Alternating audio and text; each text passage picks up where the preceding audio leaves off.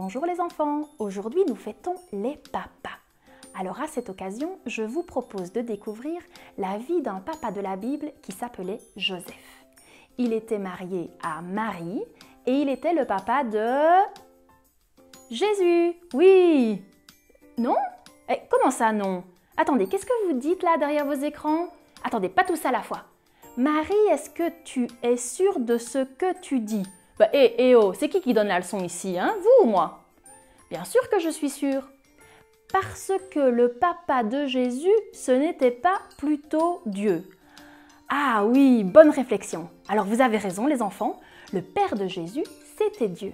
Mais Dieu a aussi donné à Jésus un papa ici sur terre qui s'appelait Joseph. D'ailleurs, toi qui me regardes aujourd'hui, tu as peut-être aussi ton papa sur terre et ton papa du ciel. Ça fait deux. Découvrons maintenant ensemble dans la Bible notre papa du jour. Il y a plus de 2000 ans, dans le petit village de Nazareth, vivait un homme appelé Joseph. Il était charpentier, il travaillait le bois, il construisait des tables, des chaises, des armoires et toutes sortes de meubles en bois qu'il vendait aux gens.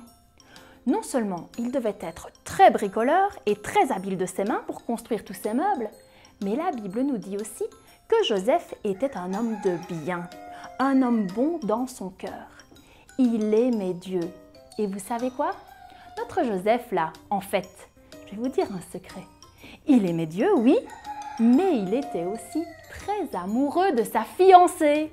Oh là là, les amoureux! D'une jeune fille qui s'appelait Marie. Joseph voulait épouser Marie, mais avant leur mariage, Marie tomba enceinte. Elle tomba enceinte du Saint-Esprit. Ça alors!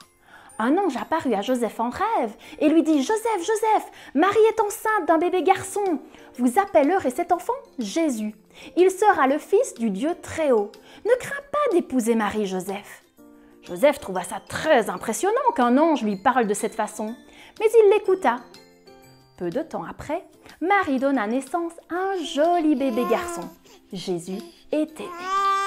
Joseph devait certainement être très fier de devenir le papa de Jésus. Il prit sûrement plein de selfies avec son bébé, avec son GSM, pour les envoyer à ses amis, à sa famille, en disant « Regardez, mon bébé, je suis devenu un heureux papa !» Pardon? Vous dites? Marie, tu racontes n'importe quoi, il n'y avait pas de GSM en ce temps-là. C'est vrai, vous avez raison. Mais s'il y en avait eu, il aurait certainement voulu montrer des photos de son bébé à tous ses amis. Marie, Joseph et Jésus devaient être très heureux tous les trois. Bien que, il leur arriva aussi quelque chose de grave. En effet, à cette époque, régnait un roi méchant, jaloux et orgueilleux, le roi Hérode. Il entendit dire que Jésus était né et que Jésus était le roi des Juifs.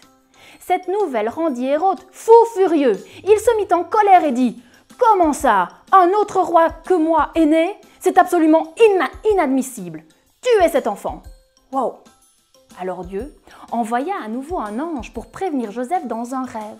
L'ange lui dit « Joseph, vite, prends Marie et l'enfant, car le roi Hérode veut faire mourir le bébé. » Joseph obéit à Dieu sur le champ.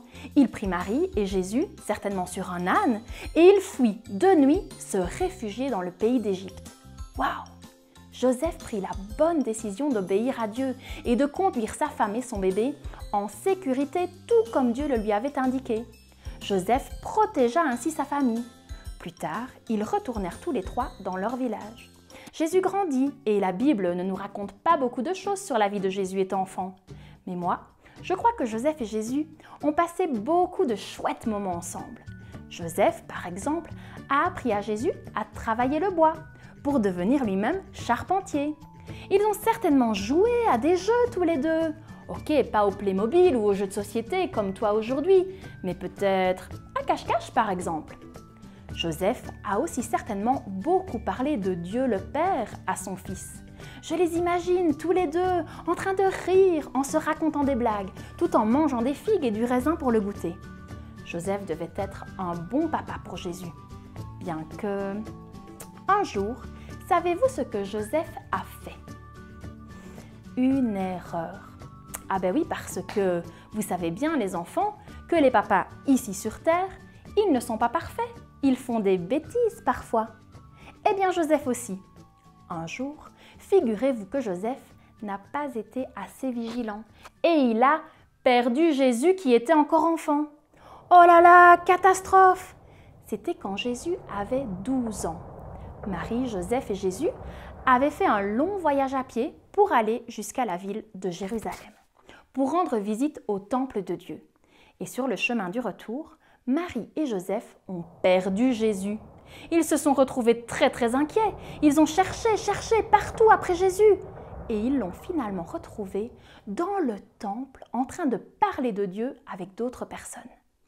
Jésus a alors dit à sa maman Marie et à son papa Joseph, « Pourquoi me cherchiez-vous? Vous ne saviez pas que j'étais dans la maison de mon Père ?» Alors voici notre histoire. Dans cette histoire, que pouvons-nous voir? Quel genre de papa était Joseph? Alors voici notre histoire. Dans cette histoire, que voyons-nous? Quel genre de papa était Joseph? Joseph était un homme bon et aussi il aimait Dieu de tout son cœur. Il priait pour sa famille et pour son enfant et il leur parlait de Dieu. Joseph aimait sa femme et son enfant de tout son cœur. Joseph passait du temps avec Jésus, certainement à jouer avec lui. Vroom, vroom, vroom, vroom, vroom, vroom. Joseph apprenait des choses, comme son métier de charpentier à Jésus.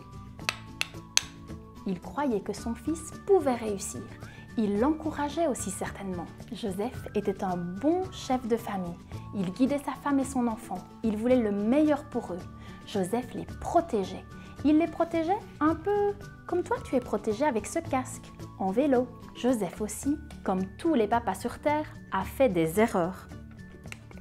Feu rouge. On sait qu'il a perdu Jésus pour le retrouver après au temple. Et Jésus lui a dit, « J'étais dans la maison de mon Père. » Oui, Jésus était au temple, dans la maison de son papa du ciel, avec Joseph, son papa sur terre. Est-ce que toi aussi, il t'arrive d'être avec ton papa du ciel et ton papa sur terre en même temps? Quand vous priez à deux parfois? Oui? Non? Si c'est oui, je me réjouis pour toi. Et si c'est non, je veux que tu saches que tu n'es pas seule. Moi non plus, quand j'étais petite, ça ne m'est pas arrivé. Et si tu es comme moi aujourd'hui, que ton papa n'est pas à tes côtés parce qu'il est décédé ou bien simplement parce qu'il est loin, si tu es dans ce cas-là, eh bien sache que Dieu ne t'oublie pas. La Bible dit que notre Dieu prend un soin spécial des enfants qui n'ont pas leur papa à leur côté, pour une raison ou pour une autre. Prenons maintenant un temps pour parler avec notre papa du ciel, pour prier. Seigneur Jésus, merci pour tous les papas. Seigneur, je te prie que tu puisses les équiper pour être de bons papas pour leurs enfants, Seigneur. Je prie aussi pour les enfants qui n'ont pas leur papa à côté d'eux. Je prie que toi, Seigneur, tu remplisses leur cœur d'amour, que tu leur fasses connaître ton amour pour eux, ton amour de Père. Amen.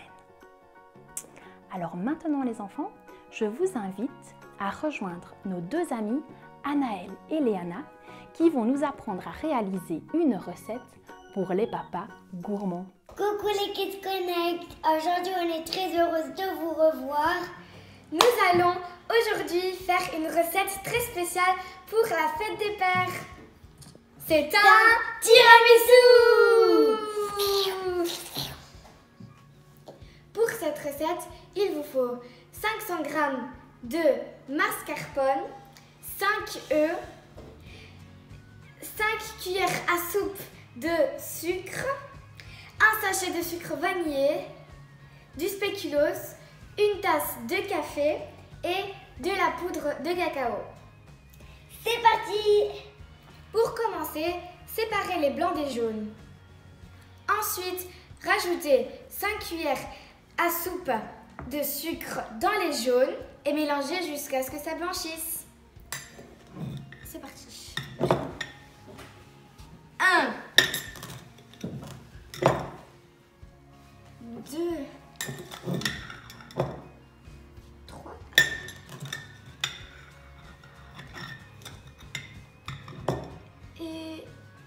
4 et 5. Bye bye.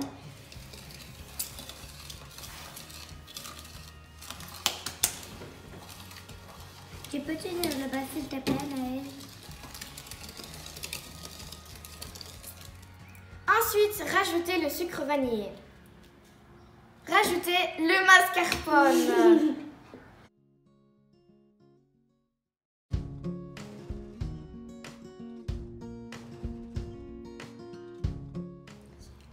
Montez les blancs en neige.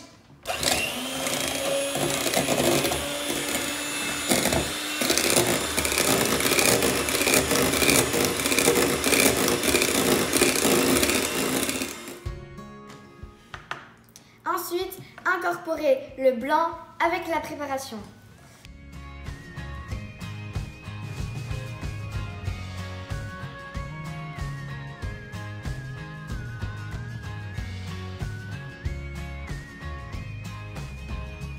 Prenez un spéculoos et faites-le tremper dans le café et vous allez venir faire des couches de café, de spéculoos.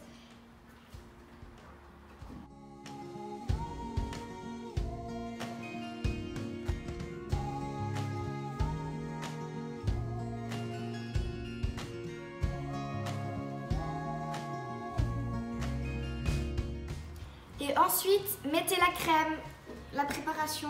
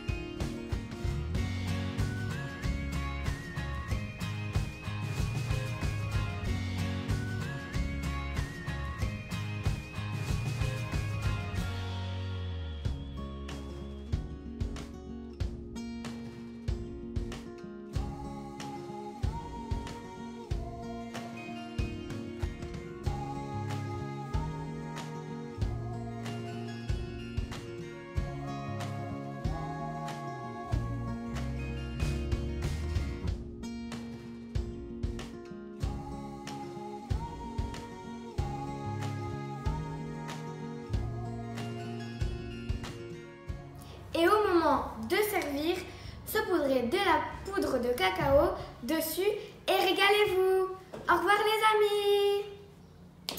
Je vous fais plein gros bisous. Attention, attention, ne quittez pas tout de suite. Il y a une surprise, une toute dernière surprise. Et maintenant, c'est la danse avec les papas.